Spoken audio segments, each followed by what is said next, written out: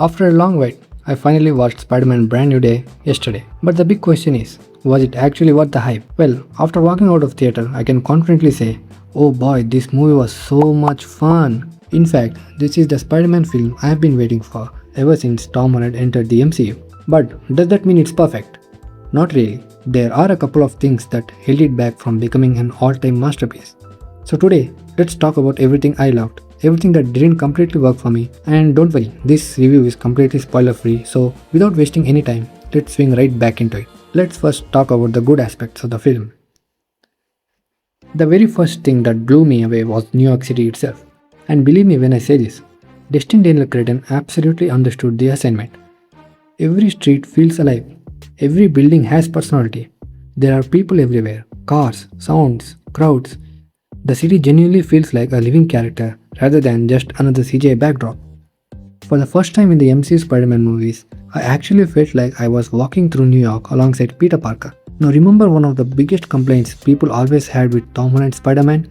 Like the singing scenes aren't so much memorable, they're not so much good? Well, looks like Marvel heard every single complaint, because this time the swinging sequences are absolutely breathtaking. They're faster, more dynamic, beautifully choreographed, and the camera movement makes you feel every single swing. Without exaggerating, I genuinely think this is the most visually stunning Spider-Man films ever made. But visuals alone don't make a Spider-Man movie. The action has to deliver, and thankfully it delivers big time. Watching these fight scenes honestly reminded me of playing Insomniac Spider-Man games. I'm not even joking. There were moments where I literally thought, wait, didn't I do this combo in the game? The movements, the dodges, the parries, the punches, everything flows together so smoothly. If you watch Shang-Chi, you already know how incredible Destin Daniel is when it comes to directing action, and somehow, I think he has taken it to another level here. His use of slow motion mixed with fast-paced choreography looks incredible. There are certain hand-to-hand combat sequences that felt completely fresh for a Spider-Man movie. Spider-Man has always been agile for me, but this movie makes him look so stylish. Every punch has impact, every movement has purpose, and honestly I couldn't stop smiling throughout those action scenes. Now let's talk about the two characters I absolutely loved seeing. Let's start with Frank Castle. As someone who is a huge fan of John Baranthel's Punisher series, I was already excited, but I never expected him and Peter Parker to have such an entertaining chemistry.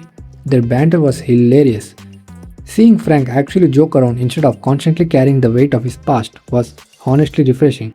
Every single scene with Frank added something enjoyable to the movie.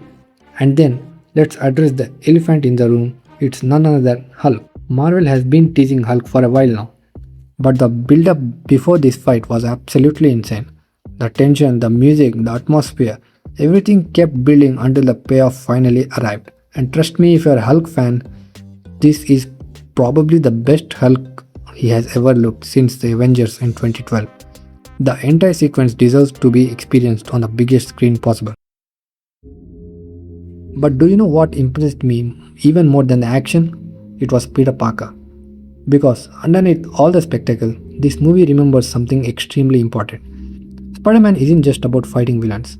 He is Peter Parker first. That's exactly what makes this movie so special. Even after everything that happened in No Way Home, after losing everyone, after the memory spell, Peter keeps moving forward. We see him laugh, we see him struggle, we see him feel lonely, and we see him break down emotionally. And yet, he still chooses to help people. He still chooses responsibility. That's Spider-Man. That's Peter Parker. Tom Holland delivers what I genuinely believe is one of his strongest performances as Spider-Man. This felt less like a superhero blockbuster and more like a story about a young man trying to rebuild his life while carrying the weight of being Spider-Man. Everything involving MJ and Ned carries emotional weight without feeling forced. It actually has heart. And honestly, after watching this film, Destin Daniel Cretton has officially become one of my favorite directors.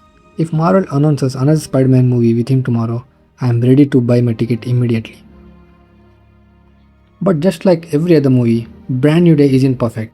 There's really only one thing that stopped this movie from reaching that next level. It was the climax. Now don't get me wrong, the action is fantastic, but emotionally I wanted just a little bit more. especially with Sadie Sink's mysterious character. The setup is interesting, but I felt the emotional payoff could have landed harder. You know what I'm trying to say, right? If the climax had just one more powerful emotional moment, I honestly think this would have become one of the greatest Spider-Man films ever made. Thankfully, it never ruins the experience. It's simply one missed opportunity. So, was this brand new day worth the wait? Absolutely. It's stylish, it's emotional, it's funny, the action is phenomenal, the visuals are breathtaking. Tom Holland delivers one of his best performances, and most importantly, it finally gives us the friendly neighborhood Spider Man movie many fans have been asking for. So, if you're a Spider Man fan, you're going to have an absolute blast watching this. For me, this is easily one of my favorite EMCU Spider Man films, and most importantly, it's my favorite Tom Holland Spider Man movie now. What did you think about Spider Man Brand New Day? Let me know down in the comments.